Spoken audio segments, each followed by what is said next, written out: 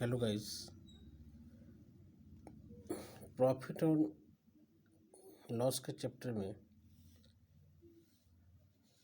जहाँ तक पिछले की वीडियो में बता चुके हैं उससे आगे अब हम लोग जानेंगे।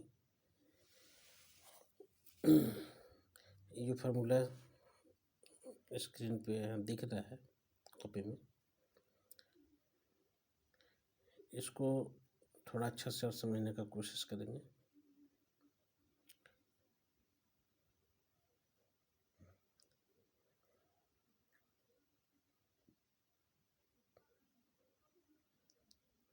कि यहाँ पे CP minus SP equal to loss है, तो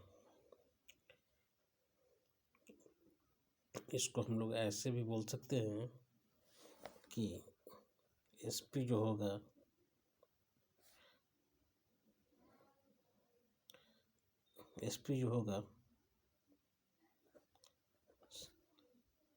अगर लॉस हुआ है तो लॉस कब होता है?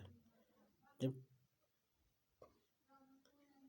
जितना में हम खरीदे हैं उससे कम दाम में बेचे हैं, मतलब कि CP माइनस लॉस हुआ है तो SP होगा।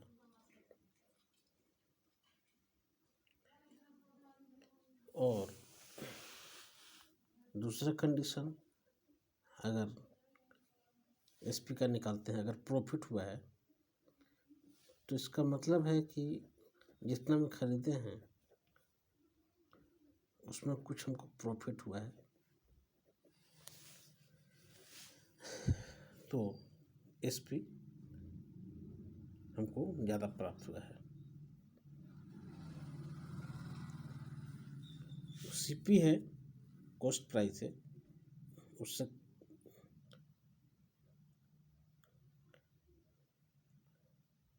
लॉस करके बेच दिए हैं तो यहाँ माइनस करना होगा। और अगर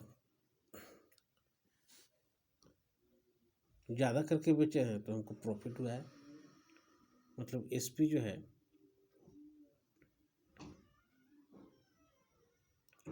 ज़्यादा होगा। जो हम जितना हम खरीदे हैं उससे ज़्यादा करके प्रॉफिट लेके बेच रहे हैं।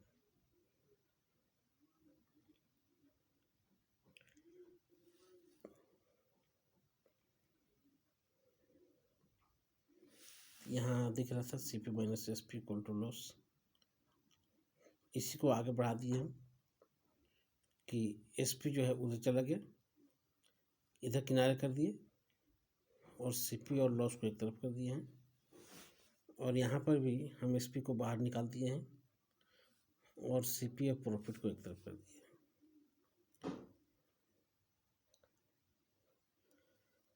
मतलब SP का जो भी कैलकुलेशन होता है वो CP पर होता है। कम दाम में बेचे हैं या ज़्यादा दाम में बेचे हैं। कम दाम में बेचे हैं तो यहाँ लॉस दिख रहा है, मतलब माइनस कर दिए, कम दाम में बेचे हैं। और अगर ज़्यादा दाम में बेचे हैं तो प्लस दिखला रहा है, प्रॉफिट हुआ है। तो इस सिंपल क्वेश्चन में था, यहाँ तक अभी परसेंटेज का कोई सवाल इसमें शामिल नहीं था। अब अगर यदि इसमें यही प्रॉफिट और लॉस परसेंटेज में दे दिया रहे तो क्या करेंगे?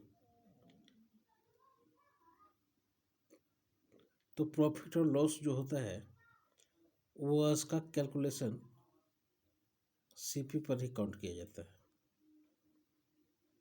मतलब जितना में हम खरीदे हैं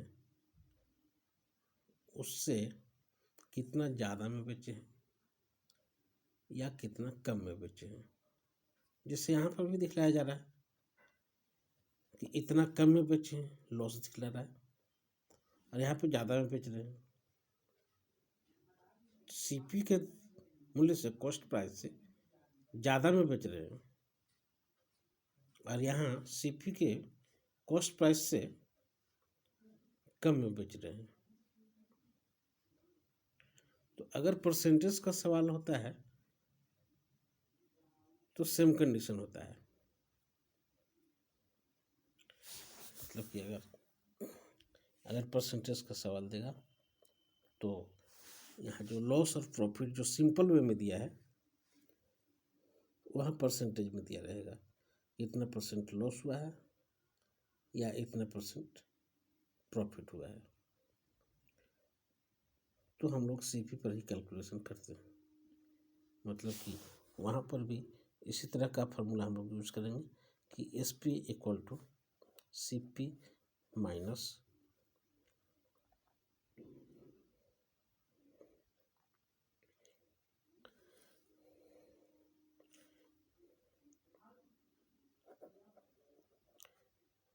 लॉस परसेंट ऑफ सीपी।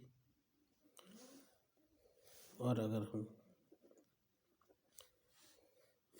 इस कंडीशन में प्रॉफिट वाले कंडीशन में चलते हैं तो सीपी प्लस गेन परसेंट या प्रॉफिट परसेंट कर सकते हैं, प्रॉफिट परसेंट ऑफ सीपी।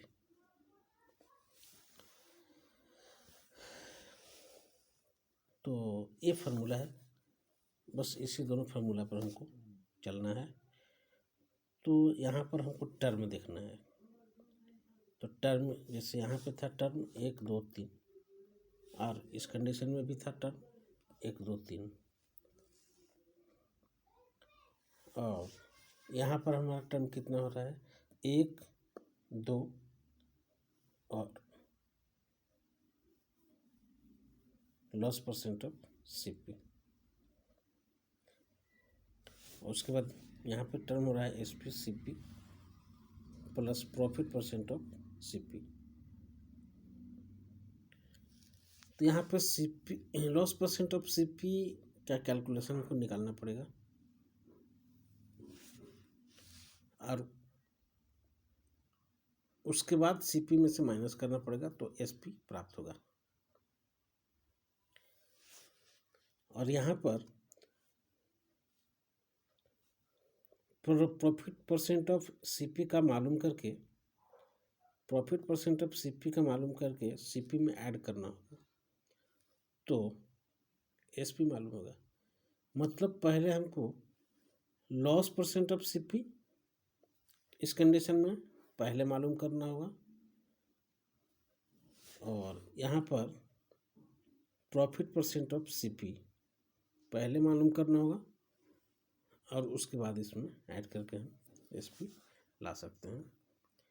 या इसमें से जितना भी टर्म है 3 टर्म दिख रहा है तो इसमें से कोई भी 2 टर्म दिया रहेगा और तीसरा टर्म हम मालूम कर ले सकते हैं, जैसे यहाँ पे कर रहे थे। यहाँ पर बतलाया गया था कि इसको तीनों में से कोई भी 2 टर्म दिया रहेगा तो तीसरा टर्म हमको मालूम हो जाएगा इधर उधर हेर फेर करके। कोई भी 2 टर्म दिया रहेगा तीसरा टर्म हम मालूम कर सकते हैं, जैसे हम यहाँ पे लिखे थे C P minus S P equal to loss. तो इसी फार्मूला से हम एस पी भी फार्मूला निकाल लिए कि S P equal to C P minus loss और यहाँ पे S P equal to C P plus profit. मतलब कि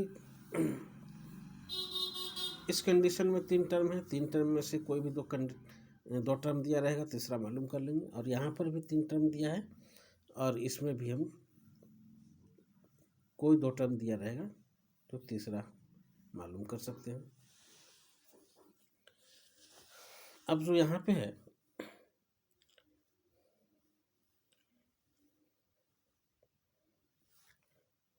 लॉस परसेंट और सीपी परसेंट दिया हुआ है,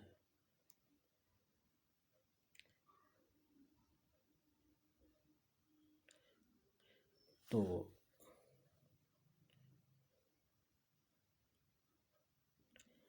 इसको अगर आगे आप समझिएगा तो और समझ सकते हैं आगे डिटेल से।